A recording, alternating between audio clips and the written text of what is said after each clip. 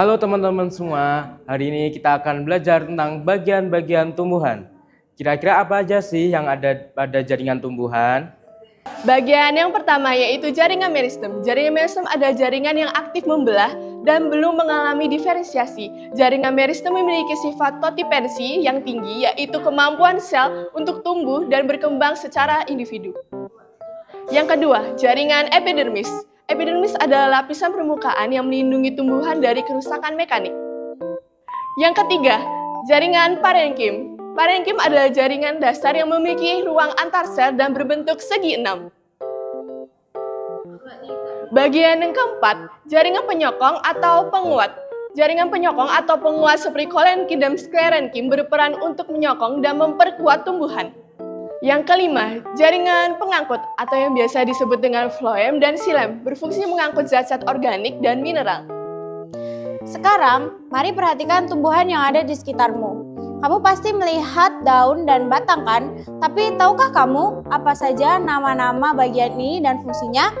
Yuk kita cari tahu.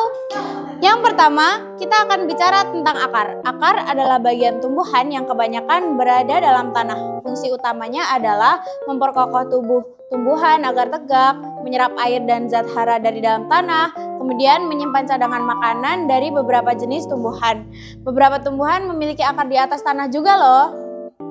Selanjutnya, kita akan bicara tentang batang. Batang merupakan penopang utama tumbuhan. Fungsinya antara lain, yang pertama menjadi alat transportasi zat makanan dari akar ke daun. Yang kedua, tempat menyimpan cadangan makanan. Dan yang terakhir, menjadi penyokong bagi tubuh tumbuhan agar tegak. Batang juga menghasilkan alat-alat lateral seperti daun, tunas, selama fase vegetatif atau pertumbuhan. Sekarang, mari kita lihat bagian daun. Daun sangat penting karena berfungsi sebagai tempat pembuatan makanan melalui proses fotosintesis. Fungsinya termasuk mengolah energi cahaya matahari menjadi makanan, kemudian respirasi melalui stomata, dan yang terakhir evaporasi air ke atmosfer. Bentuk daun juga beragam loh, mulai dari melebar hingga jarum. Pertama, sistem transportasi pada tumbuhan. Sistem transportasi pada tumbuhan melibatkan pengangkatan air dan mineral dari tanah ke seluruh bagian tumbuhan. Air dan mineral diserap oleh akar melalui epidermis dan korteks akar. Selanjutnya, air dan mineral masuk ke xilem pembuluh kayu yang menuju bagian atas tumbuhan. Xilem juga berfungsi sebagai mekanisme ekstravaskular dan intravaskular untuk transportasi zat-zat tersebut.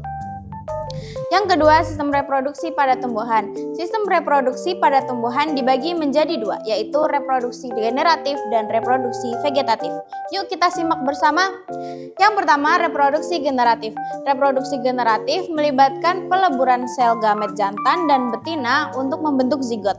Serbuk sari atau benang sari berinteraksi dengan kepala putik atau putik. Interaksi ini dibantu angin, manusia, atau hewan. Pelaburan sel gamet jantan dan betina membentuk zigot yang akan berkembang menjadi individu baru. Yang kedua, reproduksi vegetatif. Reproduksi vegetatif melibatkan aseksualisme dan pembentukan individu baru dari bagian tubuh induk. Jenis-jenis reproduksi vegetatif alami antara lain ada stolon, rhizome, bulu akar, dan adventitious root.